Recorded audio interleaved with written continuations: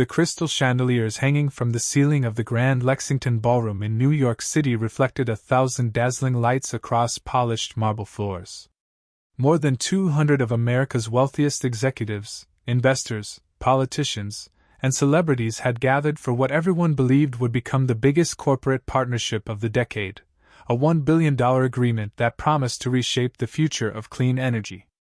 Every guest wore designer clothing, every table displayed fresh white roses, and every conversation revolved around power, money, and influence. Then, just moments before the signing ceremony, an elegantly dressed woman marched across the room, lifted a glass of expensive red wine high into the air, and poured every drop over the head of a quiet man sitting alone near the stage. The ballroom fell silent. Cameras flashed. Laughter echoed from a few corners of the room while others stared in disbelief. The soaked man didn't shout. He didn't stand. He simply lowered his eyes, wiped the wine from his face with a folded handkerchief, and quietly smiled. No one in that magnificent ballroom realized they had just humiliated the one person who actually owned the billion-dollar deal everyone had come to celebrate. Before we continue, if you believe kindness is stronger than pride and that every person deserves a second chance, please take a moment to like this video, leave a comment, share it with someone who believes in compassion, and subscribe to our channel for more emotional stories that remind us what truly matters. His name was Nathan Carter, a successful entrepreneur whose wealth had never changed the values his parents had taught him in a small Ohio town decades earlier. Nathan believed respect could never be purchased, and character was revealed most clearly when nobody knew who you were. That belief had led him to attend the gala without the luxury security team, expensive watch, or public announcement usually surrounding billionaires. His business partners had repeatedly encouraged him to arrive with cameras, private assistants, and media attention, but Nathan had politely refused. He wanted to observe the people behind the polished smiles before deciding whether they deserved to become long-term partners. The billion-dollar agreement had not yet been signed because the final approval rested solely with him. Unknown to everyone attending, Nathan had quietly purchased controlling ownership of the investment consortium only 48 hours earlier.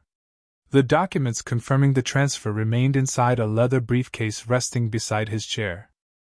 The woman who poured the wine was Victoria Brooks, the glamorous socialite wife of Mason Brooks, the ambitious CEO whose company desperately needed Nathan's investment to avoid financial collapse. Victoria had mistaken Nathan for an unimportant guest after seeing him enter without an entourage. Earlier in the evening she had overheard someone mention that an ordinary consultant had accidentally been seated near the VIP section because of a reservation error. Without asking a single question, she convinced herself Nathan was that insignificant visitor. When she noticed a few drops of wine had accidentally splashed onto the sleeve of her designer gown after a passing waiter stumbled nearby, anger quickly replaced reason. Believing Nathan had somehow caused the disturbance simply because he happened to be sitting closest, she publicly humiliated him to prove her own importance. Around the ballroom, whispers spread rapidly. Some guests laughed nervously while others looked away, unwilling to become involved. A few younger employees felt uncomfortable but remained silent because speaking against powerful executives could cost them their careers. Nathan looked around the room, not with anger but with quiet disappointment. What saddened him most was not the expensive suit now stained deep crimson. It was discovering how quickly successful people judged someone they believed possessed no influence. Years earlier, Nathan himself had been a struggling college student working night shifts cleaning office buildings to pay tuition. He remembered eating inexpensive meals, repairing worn-out shoes instead of buying new ones, and facing countless moments when wealthy strangers dismissed him without learning his name. Success had given him financial freedom, but it had never erased those memories. Standing there surrounded by luxury, he realized human nature had changed far less than technology or business. Mason Brooks finally approached, expecting Nathan to apologize to his wife so the evening could continue. Instead, he found a calm man carefully removing wine-stained papers from his briefcase. Mason barely glanced at the documents before telling hotel staff to escort Nathan from the ballroom. Several guests nodded approvingly, believing order had been restored. Nathan quietly closed the briefcase, thanked the hotel employee for remaining respectful despite the awkward situation, and slowly walked toward the exit. Just before reaching the enormous doors, his phone rang. The caller was the chairman of the investment consortium, asking whether the signing ceremony should begin. Nathan answered with only a few simple words that changed the atmosphere forever. He requested that every executive remain exactly where they were because he would return in less than 2 minutes.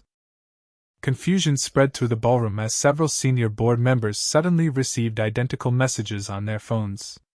Their expressions changed instantly. The chairman hurried toward the entrance, passing Mason without explanation. When Nathan re-entered the ballroom, the chairman welcomed him warmly before introducing him to every stunned guest as the new majority owner whose signature alone determined whether the billion-dollar agreement would exist by sunrise. The silence that followed seemed louder than the orchestra had been moments earlier. Faces once filled with arrogance turned pale with disbelief. Victoria's confidence disappeared as she remembered every drop of wine she had deliberately poured over the man now standing beside the signing table. Mason's hands trembled slightly because he understood his company's future had depended not only on financial performance but also on demonstrating integrity to its newest owner.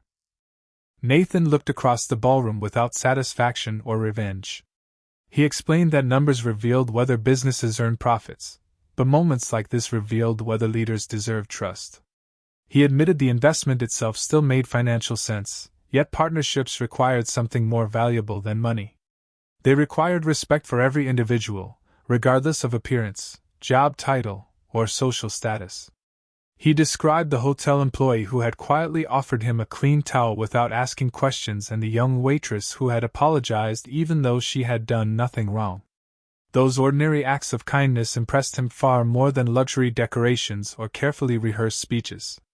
If the most influential people in the room could publicly humiliate someone they believed powerless, how would they treat employees, customers, or struggling families when no cameras were watching?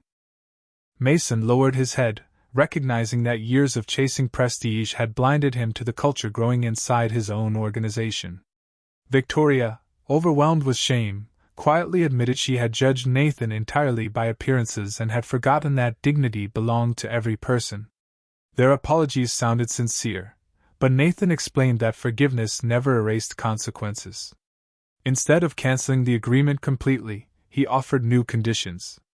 Every executive participating in the partnership would personally complete community service projects, establish scholarship programs for underprivileged students, strengthen workplace respect policies, and create anonymous employee feedback systems before receiving a single dollar of investment. Profit would remain important, but character would become the foundation of every future decision. Months later, newspapers across America celebrated the billion-dollar partnership not because of its financial success but because it transformed corporate culture throughout several major companies. Employee satisfaction reached record levels, charitable programs expanded into dozens of communities, and hundreds of students received educational opportunities funded by leaders who had learned humility the hardest possible way. Nathan often smiled whenever people praised his business strategy because he knew the greatest investment had never been money. It had been the decision to believe that people, when confronted honestly with their failures, could still choose to become better. If this story touched your heart, please write this in the comments. Kindness reveals true greatness. As the ballroom lights dimmed that unforgettable night, everyone carried home a lesson far more valuable than the contracts they had signed. Expensive suits could hide insecurity, luxury could never replace humility, and true greatness belonged to those who respected others long before discovering their wealth or influence. Nathan left with the same quiet smile he had worn after the wine had been poured over him, knowing that dignity had defeated pride without raising its voice. If this story inspired you, please like this video, leave your thoughts in the comments, share it with your friends and family, and subscribe to our channel. Your support helps us continue bringing heart-touching stories that remind the world that kindness is always stronger than arrogance.